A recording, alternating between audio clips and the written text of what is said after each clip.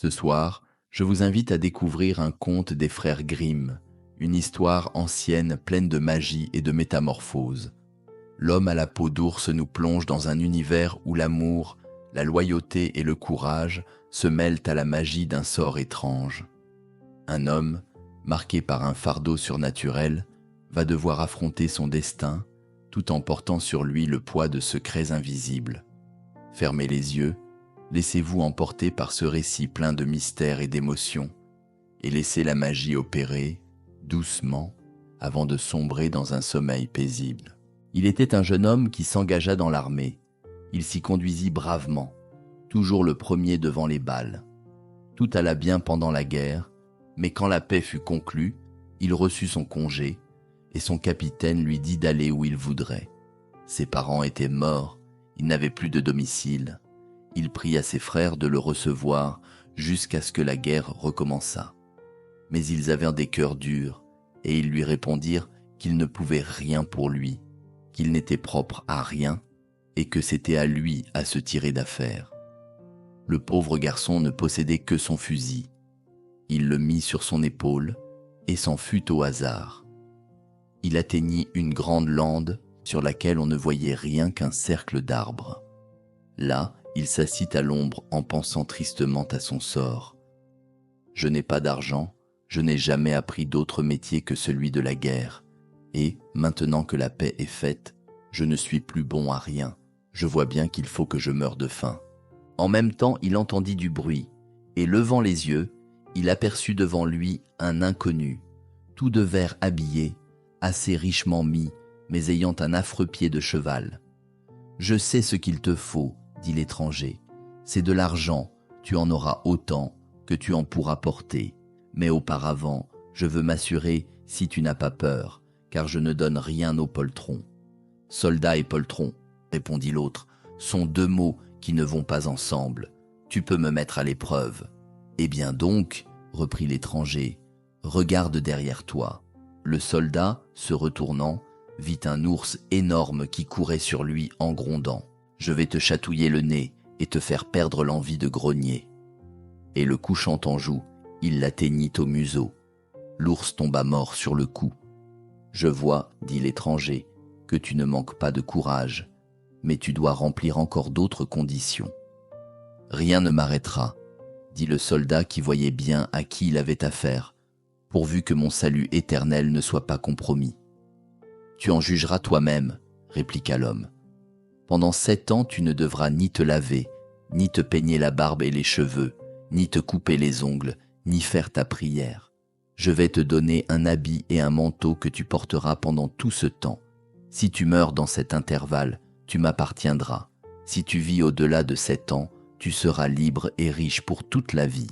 Le soldat songea à la grande misère à laquelle il était réduit. Lui qui avait tant de fois affronté la mort, il pouvait bien se risquer cette fois encore. Il accepta. Le diable ôta son habit vert et le lui donna en disant « Tant que tu porteras cet habit, en mettant la main à la poche, tu en tireras toujours une poignée d'or. » Puis, après avoir dépouillé l'ours de sa peau, il ajouta « Ceci sera ton manteau et aussi ton lit, car tu n'en devras pas avoir d'autre. Et à cause de ce vêtement, on t'appellera peau d'ours. » Là-dessus, le diable disparut. Le soldat passa l'habit et, mettant la main dans sa poche, il trouva que le diable ne l'avait pas trompé. Il endossa aussi la peau d'ours et se mit à parcourir le monde, se donnant du bon temps et ne se refusant rien de ce qui fait engraisser les gens et maigrir leurs bourses. La première année, il était encore passable, mais la seconde, il avait déjà l'air d'un monstre. Ses cheveux lui couvraient presque entièrement la face, sa barbe était emmêlée et comme feutrée, et son visage tellement couvert de crasse que, si on y avait semé de l'herbe, elle aurait levé. Il faisait fuir tout le monde, mais cependant, comme il donnait à tous les pauvres en leur demandant de prier Dieu pour qu'il ne mourût pas dans les 7 ans, et comme il parlait en homme de bien, il trouvait toujours un gîte. La 4e année, il entra dans une auberge où l'hôte ne voulait pas le recevoir, même dans l'écurie de peur qu'il n'effarouchât les chevaux. Mais Peau d'ours, ayant tiré de sa poche une poignée de ducats, L'hôte se laissa gagner et lui donna une chambre sur la cour de derrière, à condition qu'il ne se laisserait pas voir pour ne pas perdre de réputation l'établissement.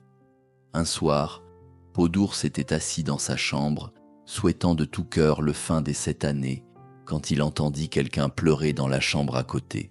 Comme il avait bon cœur, il ouvrit la porte et vit un vieillard qui sanglotait en tenant sa tête entre ses mains.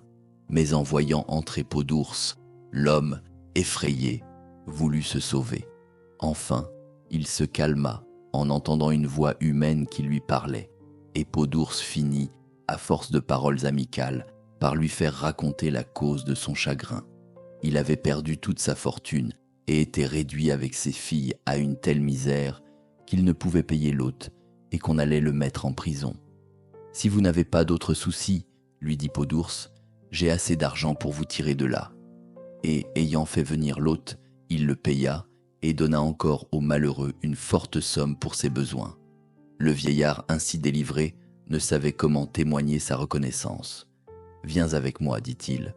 Mes filles sont des merveilles de beauté. Tu en choisiras une pour ta femme. Elle ne s'y refusera pas quand elle saura ce que tu viens de faire pour moi. À la vérité, tu as l'air un peu bizarre, mais une femme t'aura bientôt reformé. » Peau d'ours consentit à accompagner le vieillard. Mais quand l'aînée aperçut cet horrible visage, elle fut épouvantée qu'elle s'enfuit en poussant des cris. La seconde le considéra de pied ferme et le toisa de la tête aux pieds, mais elle lui dit « Comment accepter un mari qui n'a pas figure humaine ? J'aimerais mieux cet ours rasé que j'ai vu un jour à la foire, et qui était habillé comme un homme, avec une pelisse de hussard et des gants blancs.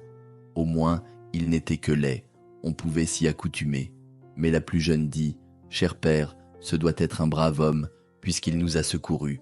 Vous lui avez promis une femme, il faut faire honneur à votre parole. » Malheureusement, le visage de Peau d'ours était couvert de poils et de crasses. Sans cela, on eût pu y voir briller la joie qui épanouit son cœur quand il entendit ces paroles. Il prit un anneau à son doigt, le brisa en deux et en donna une moitié à sa fiancée, en lui recommandant de la bien conserver pendant qu'il gardait l'autre. Dans la moitié qu'il donnait, il inscrivit son propre nom et celui de la jeune fille dans celle qu'il gardait pour lui. Puis, il prit congé d'elle en disant « Je vous quitte pour 3 ans. Si je reviens, nous nous marierons, mais si je ne reviens pas, c'est que je serai mort et vous serez libre. Priez Dieu qu'il me conserve la vie. » La pauvre fiancée prit le deuil, et les larmes lui venaient aux yeux quand elle pensait à son fiancé. Ses sœurs l'accablaient des plaisanteries les plus désobligeantes. « Prends bien garde, disait l'aînée, quand tu lui donneras ta main, qu'il ne t'écorche avec sa patte. »« Méfie-toi, ajoutait la seconde, les ours aiment les douceurs, si tu lui plais, il te croquera. Il te faudra toujours faire sa volonté, reprenait l'aînée autrement, gare les grognements. Mais, ajoutait encore la seconde, le bal de noces sera gai, les ours dansent bien. » La pauvre fille laissait dire ses sœurs sans se fâcher. Quant à l'homme à la peau d'ours, il errait toujours dans le monde, faisant du bien tant qu'il pouvait et donnant généreusement aux pauvres afin qu'ils priassent pour lui. Enfin, quand le dernier jour des 7 ans fut arrivé, il retourna à la lande et se mit dans le cercle des arbres. Un grand vent s'éleva, et le diable ne tarda pas à paraître avec un air courroucé. Il jeta au soldat ses vieux vêtements et lui redemanda son habit vert.